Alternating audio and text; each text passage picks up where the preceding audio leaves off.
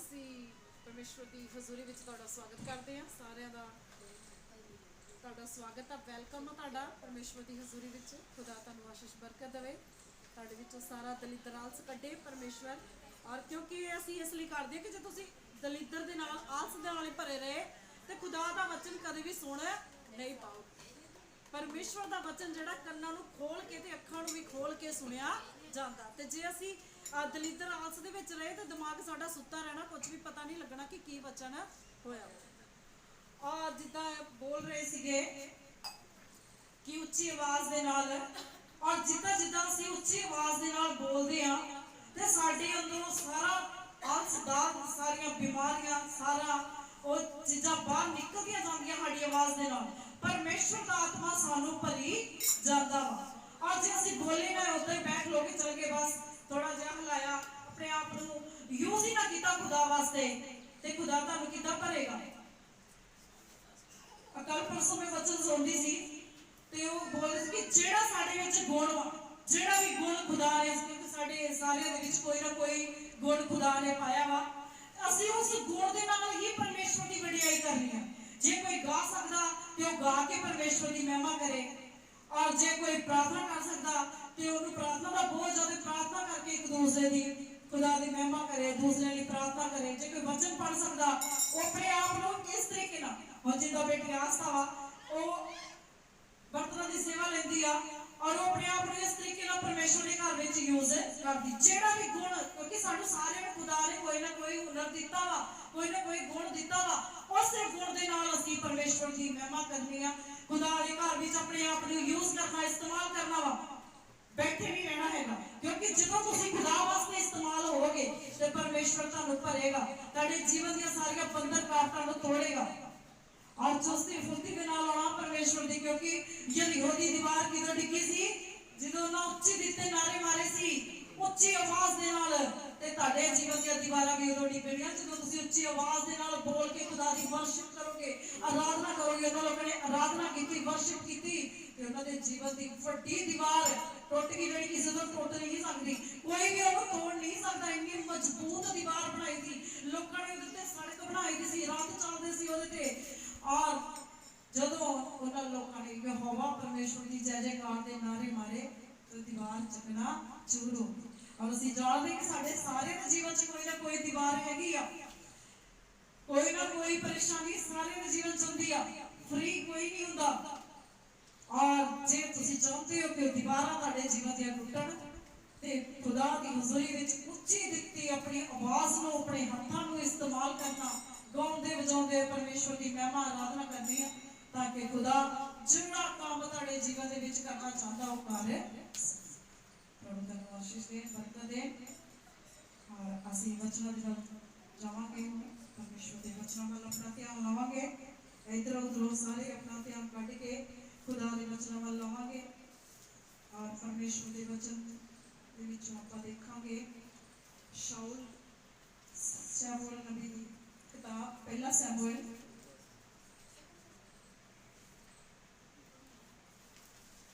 ਅਧਿਆਇ। ਔਰ ਇਸ ਤੋਂ ਪਹਿਲਾਂ ਮੈਂ ਤੁਹਾਨੂੰ ਥੋੜਾ ਦੱਸਦਾ ਕਿ ਸ਼ਾਉਲ ਇੱਕ ਰਾਜਾ ਸੀਗਾ। ਆਪਾਂ ਸ਼ਾਉਲ ਦੇ ਬਾਰੇ ਪੜ੍ਹਨ ਜਾ ਰਹੇ ਹਾਂ, ਅੱਜ ਸਿੱਖਣ ਜਾ ਰਹੇ ਹਾਂ। ਔਰ ਸ਼ਾਉਲ ਇੱਕ ਰਾਜਾ ਸੀਗਾ ਔਰ ਉਹਨੂੰ ਪਰਮੇਸ਼ਵਰ ਨੇ ਕਿਦੋਂ ਰਾਜਾ ਹੋਣ ਲਈ ਚੁਣਿਆ? ਜਦੋਂ ਉਹਦੇ ਬਾਪ ਦੀਆਂ ਗਧੀਆਂ ਗਵਾਚ ਗਈਆਂ, ਉਹਦੇ ਬਾਪ ਦੀਆਂ ਖੋਤੀਆਂ ਗਵਾਚ ਗਈਆਂ। ਕਿਉਂਕਿ ਪਹਿਲੇ ਸਮੇਂ ਦੇ ਵਿੱਚ ਲੋਕਾਂ ਦੇ ਕੋਲੋਂ ਖੋਤੇ, ਗਧੇ, ਊਂਟ, ਗਾਏ, ਬੈਲ ਬਹੁਤ ਜ਼ਿਆਦਾ ਹੁੰਦੀ ਸੀ, ਕਿਉਂਕਿ ਲੋਕਾਂ ਦੇ ਕੋਲੋਂ ਪੈਸੇ ਦੀ ਕਮੀ ਸੀ, ਪੈਸਾ ਨਹੀਂ ਸੀ ਹੁੰਦਾ ਇੰਨਾ, ਤੇ ਇਹੀ ਚੀਜ਼ਾਂ ਹੁੰਦੀਆਂ ਸੀ ਜਿਹੜੀਆਂ ਉਹਨਾਂ ਦੀ ਅਮੀਰੀ ਨੂੰ ਦਰਸਾਉਂਦੀਆਂ ਸੀ। ਔਰ ਸ਼ਾਉਲ ਦਾ ਬਾਪ ਜਿਹੜਾ ਕੀਸ਼ ਸੀਗਾ, ਉਹਦੀਆਂ ਖੋਤੀਆਂ ਗਵਾਚੀਆਂ। ਔਰ ਆਪਣੇ ਪਿਤਾ ਨੂੰ, ਉਹਨੇ ਆਪਣੇ ਬੇਟੇ ਨੂੰ ਕਿਹਾ ਕਿ ਇਹ ਪੁੱਤਰ ਖੋਤੀਆਂ ਨੂੰ ਲੱਭ ਕੇ ਲਿਆ, ਔਰ ਤੇਰੇ ਬਾਪ ਦੀਆਂ ਮੇਰੀਆਂ ਖੋਤੀਆਂ ਗੁੰਮ ਗਈਆਂ ਵਾ ਤੇ ਹੁਣ ਤੂੰ ਉਹਨਾਂ ਨੂੰ ਲੱਭ ਕੇ ਲਿਆ। ਉਸ ਸਮੇਂ ਦੇ ਵਿੱਚ 28 ਅਧਿਆਇ ਆ, ਹਜੇ ਪੜ੍ਹੀ ਨਹੀਂ, ਆਇਤ ਵਚਨ ਪੜ੍ਹਿਆ ਨਹੀਂ, ਅਧਿਆਇ ਦੱਸਿਆ, ਠੀਕ ਆ 28 ਦੇ। ਔਰ ਮੈਂ ਤੁਹਾਨੂੰ ਸ਼ਾਉਲ ਦੀ ਬੈਕਗ੍ਰਾਉਂਡ ਦੱਸਦੀ ਪਈ ਆ। ਔਰ ਪਰਮੇਸ਼ਵਰ ਨੇ ਜਦੋਂ ਉਹਦੇ ਪਿਤਾ ਨੇ ਉਹਨੂੰ ਕਿਹਾ ਕਿ ਖੋਤੀਆਂ ਗਵਾਚ ਗਈਆਂ ਤੇ ਜਾ ਕੇ ਲੱਭ ਲਿਆ, ਔਰ ਉਸ ਸਮੇਂ 'ਚ ਖੋਤੀਆਂ ਲੱਭਣਾ ਬਹੁਤ ਔਖਾ ਸੀਗਾ, ਕਿਉਂਕਿ ना तो उधर कोई फोन सीगा ना कोई सुविधा सीगी, बस इदा ही नगरों नगरी घूमी जाओ तो लभी जाओ। पर परमेश्वर जी ये एक योजना सी, परमेश्वर ने उन्होंने सैमुअल नबी के नाल मिलाना सीगा और सैमुअल नबी ने उन्होंने परमेश्वर की इच्छा के अनुसार राजा होने लई मसा कर दिता, जिदा ही उन्हें अपने बाप की आज्ञा को पूरा किया। और इस तरह जिन्ने बच्चे भी अपने माता पिता की आज्ञा मनते हैं वो परमेश्वर को भी बरकत पाते हैं, अपने माँ प्यो को भी बरकत मिलती है उन्होंने, ठीक है।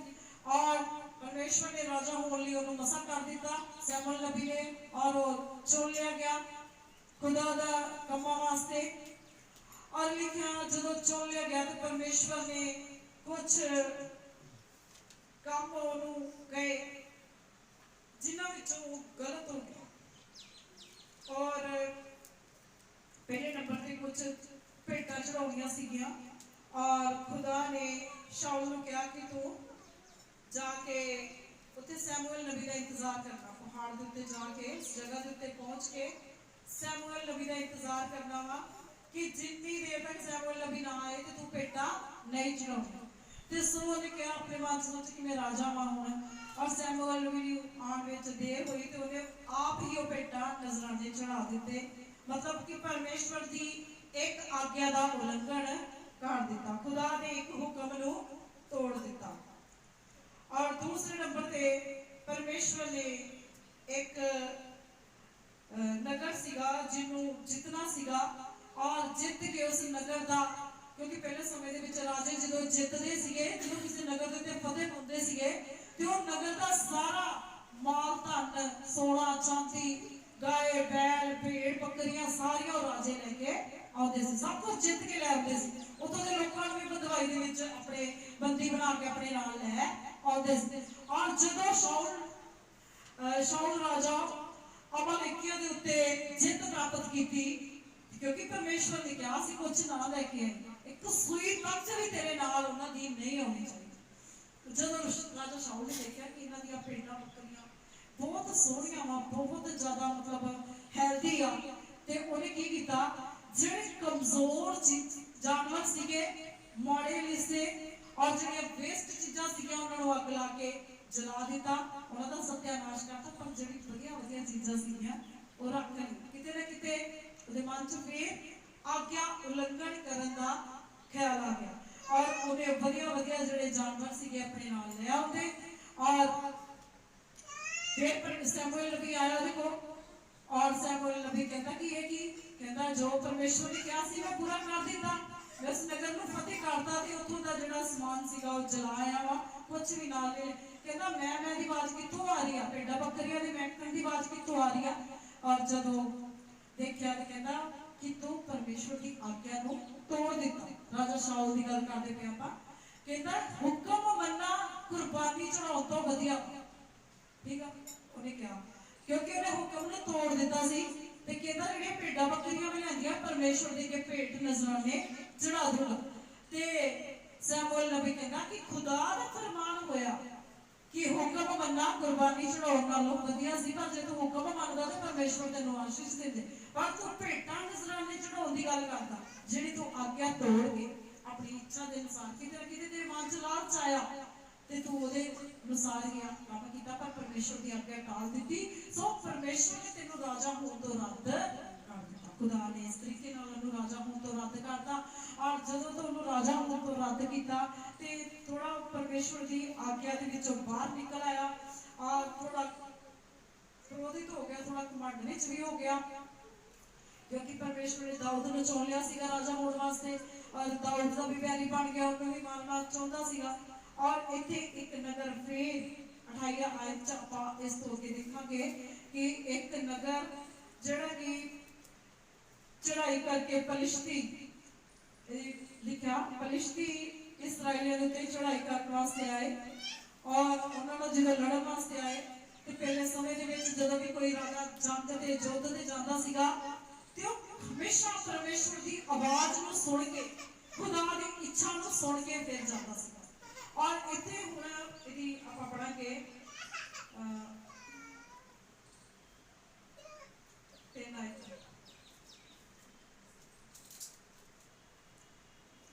28 दी 3 आयत।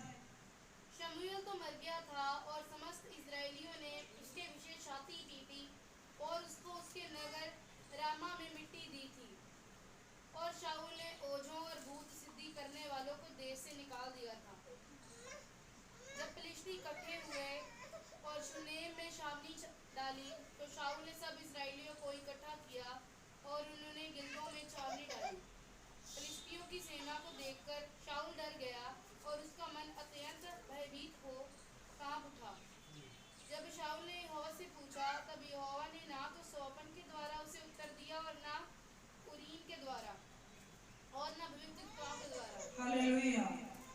तो परमेश्वर के वचन ਦੇ ਵਿੱਚੋਂ हमने पढ़िया कि शमूएल उस समय खत्म हो गया सी, मर गया सीगा और ਉਹਨੂੰ रमा नगर ਦੇ ਵਿੱਚ ਮਿੱਟੀ ਦਿੱਤੀ ਗਈ और दब ਦਿੱਤਾ और लिखिया परमेश्वर ਦੇ वचन ਵਿੱਚ कि शाऊल ने खुद ही फरमान ਕੱਢਿਆ ਸੀ, ਹੁਕਮ ਕੱਢ ਦਿੱਤਾ कि मेरे नगर ਦੇ ਵਿੱਚੋਂ ਸਾਰੇ ਭੂਤ ਸਿੱਧੀ ਵਾਲੇ, ਸਾਰੇ ਜਾਦੂਗਰ, ਸਾਰੇ ओझा बाहर ਕੱਢ ਦਿੱਤੇ ਜਾਣ और ਕਿਸੇ ਨੂੰ ਵੀ ਜੇ ਇਦਾਂ ਦਾ ਕੋਈ ਕੰਮ ਕਰਦੇ ਦੇਖਿਆ ਗਿਆ ਤੇ ਉਹਨੂੰ ਫੜ ਕੇ ਕੈਦਖਾਨੇ ਦੇ ਵਿੱਚ ਪਾ ਦਿੱਤਾ ਜਾਏਗਾ ਜਾਂ ਉਸੇ ਵੇਲੇ ਉਹਨੂੰ ਮਾਰ ਦਿੱਤਾ ਜਾਏਗਾ। ਇਦਾਂ ਦਾ ਹੁਕਮ ਕੱਢ ਦਿੱਤਾ ਸੀਗਾ और ਜਦੋਂ ਉਹਨੇ ਹੁਕਮ ਕਰਤਾ ਤੇ ਪਰਮੇਸ਼ਵਰ ਦੇ ਵਚਨ ਦੇ ਵਿੱਚ ਲਿਖਿਆ कि उसी समय अमालेकियां ने इस्राएलियों के उत्ते हमला किया और जो उन्हें पता लगा कि अटैक हो रहा वा और लड़ाई वास्ते एक सेना जिहड़ी आ रही आ ते उन्हें परमेश्वर की प्रभु दे के प्रार्थना भी की कि खुदा मैनूं कुछ दसे कि मैं जितांगा कि हारांगा जां मैं जावां कि ना जावां कि जां असीं संधि कर लईए। कुछ परमेश्वर की आवाज़ पूछना चाह रहा सी पर खुदा के वचन विच लिखिया जब शाऊल ने यहोवा से पूछा तब ना तो स्वप्न के द्वारा उसे उत्तर मिला ना कोई सुपने के पहले समय खुदा सुपने द्वारा गल करते सीगे और जहां परमेश्वर भविष्यवक्ता द्वारा गल करते सीगे अपने जोड़े चुने हुए दर्शी पंजाबी दर्शी लिखा गया दर्शन देखने वाले उन्होंने द्वारा गल करते सी भविष्यवक्ता हिंदी और जब उरीम वचन द्वारा परमेश्वर गल करते पर इन्हां सारियां चीज़ों विचों शाऊल दे नाल खुदा ने किसी चीज द्वारा गल नहीं की, किसी द्वारा भी उन्हें उत्तर नहीं दिया और ਉਹਦੇ ਸਿਰ ਦੇ ਉੱਤੇ तलवार लटक रही सी कि दूजी सेना चढ़ाई करके आ रही सी, किसी भी वेले हमला कर सकती सी और शाऊल को कोई भी रास्ता जो ना लभा ते फिर उन्हें की किया। हाँ जी अगे तब शाऊल ने अपने कर्मचारियों से कहा, मेरे लिए किसी भूत सिद्धि करने वाली को ढूंढो कि मैं उसके पास जाकर उससे पूछूं। उसके कर्मचारियों ने उससे कहा, इंदौर में एक भूत सिद्धि करने वाली है। ते फिर शाऊल कहता कि हुण सारे दरवाजे परमेश्वर ने मेरे वास्ते बंद कर दिते और खुदा किसी भी द्वारा किसी अपने नबी द्वारा और खुदा किसी स्वप्न द्वारा अपने वचन द्वारा किसी भी तरह मेरी अगुवाई नहीं कर पाए। और कहता हुण तुसी कोई भूत सिद्धि करने वाली मतलब कोई जादूगरनी कोई बागी कहने वाली आत्मा नूं कोई ऐसी औरत नूं जां कोई ऐसे बंदे की तलाश करो, किसी इस तरह की औरत नूं लभो जो कि मैनूं दस सके कि मेरा की बनूगा हुण कि मैं जंग वास्ते जावां कि हार मान ला कि जां मैं संधि कर ला इन्हां लोकां नाल की मतलब किस तरह करा हुण मैनूं कुछ भी समझ नहीं आती। और कहते इसलिए तुसी इस तरह की औरत की तलाश करो। अपने सैनिकां नूं कहा ते उन्हां नूं किसी ने दस्सिया कि किसी नगर दे विच एक औरत रहती है ते आपां ओहदे कोल चलांगे। और इहदी 9 आयत च स्त्री ने उससे कहा, तू जानता है कि शाऊल ने क्या किया है कि उसने ओझों और भूत सिद्धि करने वालों का देश से नाश किया है। फिर तुम मेरे प्राणों के लिए क्यों फंदा लगता है कि मुझे मरवा डालो। हालेलुया। हां यदि 8 आयत में पढ़ो। तब शाऊल ने अपना भेष बदला और दूसरे कपड़े पहनकर 2 मनुष्य संग लेकर रातों रात चलकर उस स्त्री के पास गया और कहा, अपने सिद्धि भूत से मेरे लिए भावी कहलवा और जिसका नाम मैं लूंगा उसे बुलवा दे। हालेलुया। क्योंकि एक राजा सीगा शाऊल और उन्हें खुद ही फरमान कढ़िया सी कि मेरे शहर दे विचों मेरे नगर दे विचों सारे भूत सिद्धि वाले सारे जादूगर भावी कहने वाले बाहर कढ़ दिते जाण और इसलिए वो खुद भी इस हुक्म ਨੂੰ ਭੰਗ कर रहा ਸੀ ਤੇ ਲਿਖਿਆ ਉਹਨੇ ਉੱਠ ਕੇ ਕੱਪੜੇ ਬਦਲੇ। पर कपड़े बदलना मतलब कि उन्हें अपना पेश बदल लिया, अपने राजा वाला लिबास लाता, राजा वाले गहने गट्टे ला के सिंपल कपड़े पा ले कि कोई उन्हें पहचान ना सके। और लिखा उन्हें अपना पेश बदला और अपने सैनिकों को नाल लेके उस औरत के कोल, उस जादूगरनी औरत के कोल गया और जादूगरनी ने उन्हें पहचानिया नहीं और उन्हें कह रही कि तू मैनू मरवाएगा। कहती अद्धी रात को मेरे को आया, जो राजे को पता लग गया, राजे शाऊल ने सख्त मना किया कि कोई भी इदा का काम ना करे। ते कहती जो पता लग गया तो उन्हें मेरा भी सिर कलम मार देना, मैनू भी मार देना। तो कहता इस तरह का कुछ नहीं होएगा, तू डरना, तू मेरे वास्ते एक काम कर और तू मेरे वास्ते, कहती क्योंकि शमूएल मर गया सीगा, पकड़िया, कहता शमूएल की आत्मा को बुला, कहता शमूएल की आत्मा को बुला ते मैं उहदे कोलों पुछना जो भी कुछ मैं पुछना चाहता सीगा कि ना मैंने परमेश्वर द्वारा कुछ ज्ञान हो रहा, ना मैंने किसी होर चीज द्वारा खुदा गल कर रहा वा, ते मैं हुण की करा, ते तू इसलिए शमूएल की आत्मा को बुला। हाँ जी ओके। शाऊल ने यहोवा की शपथ खाकर उससे कहा, यहोवा के जीवन की शपथ, इस बात के कारण तुझे दंड ना मिलेगा। तब स्त्री ने पूछा, मैं तेरे लिए किसको बुलाऊं? उसने कहा, शमूएल को मेरे लिए बुला। हालेलुया। ते परमेश्वर के वचन दे विच लिखिया स्त्री कहती कि किदे वास्ते बुलावा, की मैं करना तेरे वास्ते, तू मैनू दस। कहता मेरे वास्ते सिर्फ शमूएल नबी को बुला, और क्योंकि वो मर गया सीगा और कहती कि तू अपने तंत्र विद्या दे नाल ओनू बुला। हाँ जी ओके। जब स्त्री ने शमूएल को देखा तब ऊंचे शब्द से चिल्लाई और शाऊल से कहा, तूने मुझे क्यों धोखा दिया? तू तो शाऊल है। राजा ने उससे कहा, मत डर, तुझे क्या देख पड़ता है? स्त्री ने शाऊल से कहा, मुझे एक देवता पृथ्वी में से चढ़ता हुआ दिखाई पड़ता है। उसने उससे पूछा, उसका कैसा रूप है? उसने कहा, एक बूढ़ा पुरुष बागा ओढ़े हुए चढ़ा आता है। तब शाऊल ने निश्चय जानकर कि वह शमूएल है, औंधे मुंह भूमि पर गिरकर दंडवत किया। हालेलुया। ते क्योंकि जड़े जादूगर लोग आ जिदा आप सुनते हैं कि काफ़ी कुछ कर सकते हैं और मरिया हुई आत्मावां नूं वो बुलवा लेंदे अपनी तंत्र मंत्र विद्या दे नाल। और इत्थे भी वो देख रही आ कि कोई एक मनुख आ जिन्हें सफेद कपड़े पाए हुए आ और वो मेरे सामने प्रकट हो रहा और उन्होंने पूछ रहा वा शाऊल राजा कि तू की देखती है, तो उस तरीके जिस तरीके देखती पई सी उस तरीके दस देता। हाँ जी अगे नूं। शमूएल ने शाऊल से पूछा, तूने मुझे ऊपर बुलवाकर क्यों सताया है? शाऊल ने कहा, मैं बड़े संकट में पड़ा हूँ, क्योंकि फलिश्ती मेरे साथ लड़ रहे हैं और परमेश्वर ने उन्हें छोड़ दिया, और अब मुझे ना तो भविष्यद्वक्ताओं के द्वारा उत्तर देता है और न स्वप्नों के। इसलिए मैंने तुझे बुलाया कि तू मुझे बता दे कि मैं क्या करूं। शमूएल ने कहा, जब यहोवा तुझे छोड़कर तेरा शत्रु बन गया, तब तू मुझसे क्यों पूछता है? हालेलुया। ते लिखिया जदों एक आत्मा दे नाल गल्लां करदा पिया वा ते वो आत्मा की कह रही आ, ये कंफर्म नहीं है कि शमूएल दी आत्मा सीगी,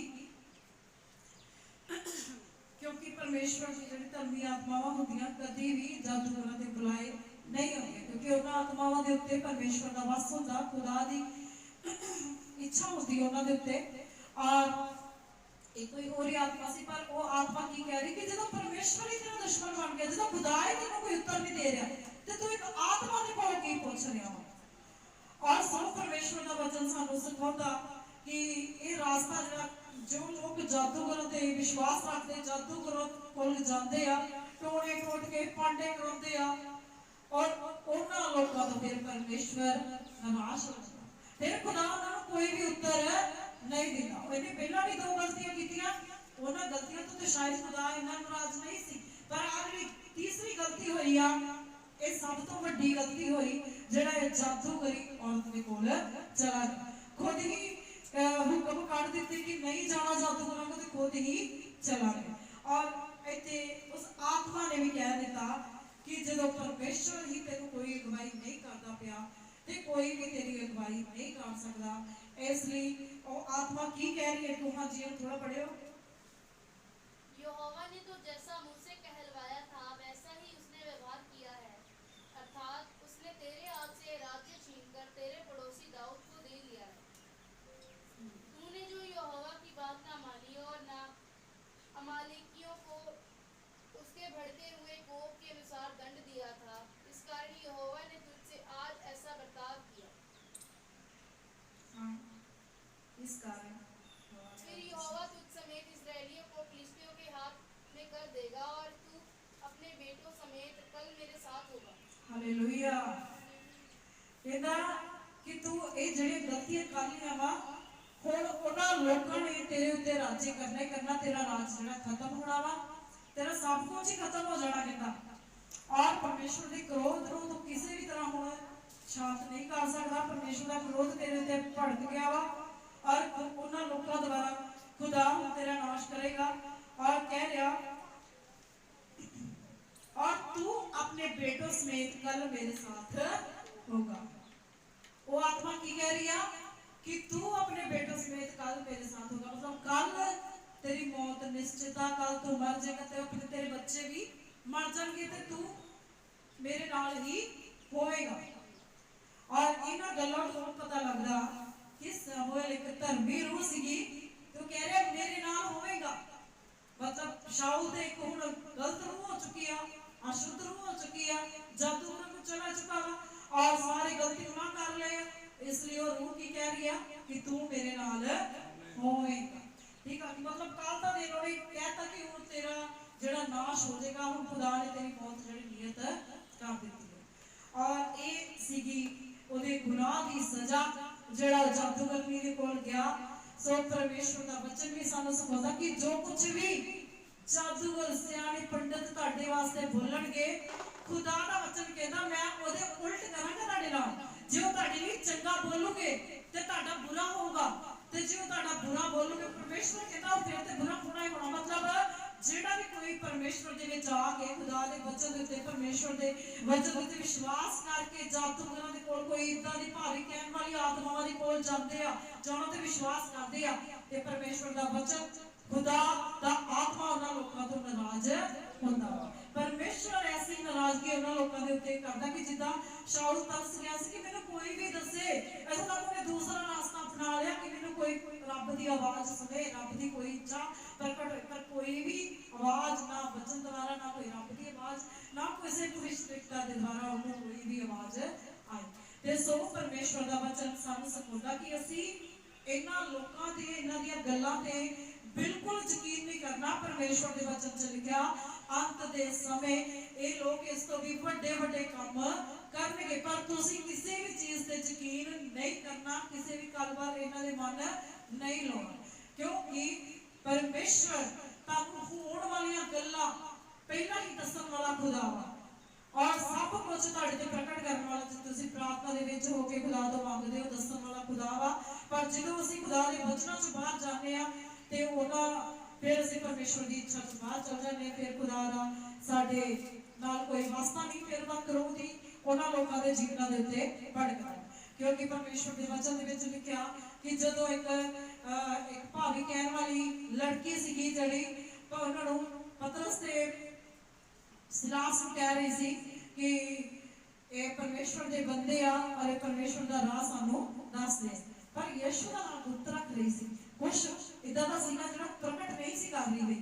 और खुदा दे दासां ने उसे वेले लेख लेके दे अंदर दुष्ट आत्मावां और ये सानू फुसला रही है, साडी मनादी कर रही है, साडा नाम उजागर कर रही है, पर परमेश्वर दा नाम किते ना किते गुजा कर रही। ते उन्हां ने उसे वेले डांटिया ते उस कुड़ी दे विचों भ्रिष्ट आत्मा निकली। वो ऐसी भ्रिष्ट आत्मा सीगी जिहड़ी सब कुछ दस दिंदी सी, किसी दी भी जीवन का भेद, किसी दी भी जीवन दी सारियां गल्लां दस दिंदी। और लोग उन्होंने इस्तेमाल कर रहे सी और उस लड़की को बिठा देते सी। लोग बहुत सारा जगत जड़ा वा बहुत सारे पैसे लैके उस लड़की के कोल आउंदे सीगे और अपने मालकां लई कमाई का साधन बनी हुई सी। ते पर जदों परमेश्वर दे दासां ने उहदे लई प्रार्थना कीती ते उस वेले वो गंदी आत्मा तो आजाद होई और ओहदी परमेश्वर का वचन दसदा कि आत्मावां हुंदियां वा ਜਿਹੜੀਆਂ गलत तरीके दे नाल काम करदियां वा और परमेश्वर के वचन दे विच लिखिया होर भी बहुत जगह लिखिया दा वा प्रेरितों के काम दे विच कि ये ਜਿਹੜੀਆਂ आत्मावां किस तरीके दे नाल काम करदियां वा और झूठ बोलने वाली आत्मा भी ਹੁੰਦੀਆਂ ਜਿਹੜੀਆਂ ਇਹਨਾਂ ਦੁਆਰਾ ਹੀ ਕੰਮ ਕਰਦੀਆਂ पर परमेश्वर का वचन कहता तुसी ना ते ਇਹੋ ਜਿਹੇ ਲੋਕਾਂ ਦੇ ਕੋਲ ਜਾਣਾ ना ਇਹਨਾਂ ਦੀ ਸੰਗਤੀ ਕਰਨੀ और ना ही ਇਹਨਾਂ ਦੀ ਗੱਲਾਂ ਦੇ ਉੱਤੇ ਵਿਸ਼ਵਾਸ ਕਰਨਾ ਇਹਦੇ ਨਾਲ ਤੁਹਾਡੇ 'ਚ ਵੀ ਕਮੀ ਹੁੰਦੀ ਹੈ ਤੁਹਾਡੀ ਬਰਕਤ ਘਟਦੀ ਆ और दुष्ट स्थान किते ना किते ਤੁਹਾਡੇ ਵੀ ਦਿਮਾਗ ਨੂੰ ਫੜਦਾ और क्योंकि साडा परमेश्वर भस्म करने वाली आत्मा सब कुछ करने वाला आद दियां गल्लां परमेश्वर तो ते अंत दियां गल्लां शुरुआत विच दसण वाला खुदा सब कुछ प्रकट करदा परमेश्वर रोशनी चानना हनेरा नहीं है साडा खुदा इसलिए इसी प्रार्थना दे विच बने रहना और खुदा तो ही प्रार्थना करनी खुदा सब कुछ दसण वाला कुछ भी परमेश्वर अपने लोगों तो लुको के नहीं रखता सब कुछ प्रकट करने वाला खुदा वा जदों तुसीं अपना जीवन परमेश्वर नूं दिंदे हो सही तरीके दे नाल खुदा दे अगे जांदे हो ते खुदा कुछ भी लुको के नहीं रखदा असीं कहते हैं कि खुदा किसी दी मौत दा समा नहीं दसदा और मैं बड़ाई नहीं करदी मेरे परमेश्वर ने मेरी सिस्टर जदों डेथ होनी सी 1 महीना पहला खुदा ने मैनूं उस दे बारे दसदा कि 1 जुलाई इहदी लास्ट डेट आ लास्ट इहदा दिन वाइने खत्म हो जाना उस वेले मैं अपने हस्बैंड को भी दस्या अपने बच्चों को कि मैनूं किदां दा खुदा ने भाग्या दित्ती आ कि मेरी सिस्टर 1 जुलाई को खत्म हो जाए सचमुच 1 जुलाई को ही उहदी डेथ होई और जिन्ना असीं खुदा दे करीब जाने आ खुदा ने साडे नेड़े आउंदा और अपनियां गुच्चियां गल्लां परमेश्वर साडे उत्ते प्रगट करदे आ और जरूरी कि तुसीं उस खुदा दे नाल जुड़ो ते उन्हां दी बरकत जिहड़ी तुहाडे विच आवे और खुदा दा आत्मा तुहाडे उत्ते ओने सारे भेदां नूं प्रगट करे खुदा दे अगे कुछ भी असीं नेरे वाले बंदे नहीं हैगे कि हाँ देखांगे होगा होगा बस तुक्का छड़ देता नहीं असीं चानण विच चलण वाले लोक आ खुदा दा वचन चानण आ रोशनियां हर हनेरे थां विच चमकदा वा परमेश्वर दा वचन नेरे थां विच चानण बन के अगे अगे चलदा कुछ भी लुकिया नहीं आ सब कुछ प्रकट हो जाता वा सिर्फ तुसीं प्रार्थना दे विच अगे वधो कुछ भी तुहाडीਆਂ ਅੱਖਾਂ ਤੋਂ खुदा लुकिया होया नहीं रखेगा प्रभु आज दे वचन दे नाल तुहानूं ब्लेस करे बड़ी आशीष बरकत दे खुदा सब अखां नूं बंद करांगे और अपने सिरां झुकावांगे और आज दे वचन नाल मैं तुहाडे लई प्रार्थना करूंगी हालेलुया मेरे पवित्र खुदा से नाम कहिए होवा मैं तुहाडा शुक्र खुदा तुहाडा धन्नवाद करदी हां परमेश्वर जी धन्नवाद दे नाल खुदा तुहाडे कदमां च आंदी हां प्रभु जी हालेलुया मेरे परमेश्वर दया करो कृपा करो प्रभु आज दा वचन मैनूं दित्ता मैं तुहाडे बच्चों नूं खुदा आज दा वचन दित्ता तुहाडे बच्चों दे जीवनां च खुदा आज दा वचन 60 गुना 100 गुना फलदार होए प्रभु जी हालेलुया प्रभु जदों भी तुहाडे बच्चे खुदा किसी भी परेशानी किसी भी दुविधा दे विच होण ते खुदा तुहाडे अगे प्रार्थना करन ते तुसीं उन्हां नूं रास्ता दिखाओ तुसीं उन्हां नाल गल करो परमेश्वर जी हालेलुया मेरे प्रभु जी दया करो कृपा करो आज दे वचन द्वारा अपने बच्चों नूं बड़ी आशीष बरकत दो प्रभु जी हालेलुया इन्हां दे जीवनां च अगर कुछ भी लुकिया होया ते प्रभु यीशु मसीह दे नाम च प्रकट हो जी खुदा सारे बंधन टूट जाण यीशु मसीह दे पवित्र वचन दे नाल खुदा तेरे बच्चे प्रभु तुहाडे वचनां दे अनुसार चलण वाले होण खुदा दया करो कृपा करो जो लोग इस वचन नूं ऑनलाइन सुन प्रभु उन्हां दे भी जीवनां च प्रभु तुहाडी आशीष बरकत उतरे प्रभु जी हालेलुया प्रभु अगे गुमान दे नाल हो के चलण परमेश्वर तुहाडे अगे प्रभु जी वचन द्वारा उत्ते चलण वाले होण परमेश्वर लोग खुदा और किसी चीज उत्ते भी अपना विश्वास रखण परमेश्वर हालेलुया प्रभु तुहाडे वचन दे विच सामर्थ सब कुछ करन दी सामर्थ आ प्रभु हालेलुया तुहाडे वचनां द्वारा सुक्कियां हड्डियां च प्रभु मांस दे नाल चाढ़ाईयां खुदावंदा जुते जान बन गया सुक्कियां हड्डियां परमेश्वर हालेलुया प्रभु तेरे वचनां विच परमेश्वर असीं सामर्थ आ प्रभु जी 4-4 दिनां दे मुर्दे जिंदे कर दिंदा परमेश्वर तुहाडा वचन खुदा कि प्रभु जी हालेलुया ऐसा कोई काम नहीं जेड़ा तुहाडे कोल नहीं हो सकदा सिर्फ खुदा मनुष्य दा प्रभु विश्वास कमजोर पै जाता जाता प्रभु जी दो मन हो जाते खुदा बाकी परमेश्वर तुहाडे विच कोई भी कमी नहीं तुहाडे वचन संपन्न है प्रभु जी और परमेश्वर स्थिर ने खुदा बता मजबूत ने परमेश्वर चट्टान की तरह खुदा हालेलुया प्रभु जी जो हर काम कर सकते तुहाडा शुक्र धन्नवाद करदी हां प्रभु आज दे वचनां लई प्रभु जी अपने बच्चों नूं आशीष बरकत दो अगले समय तुहाडे पवित्र सामर्थ्य तक दी प्रार्थना मंगदी यीशु मसीह दे नाम च आमीन।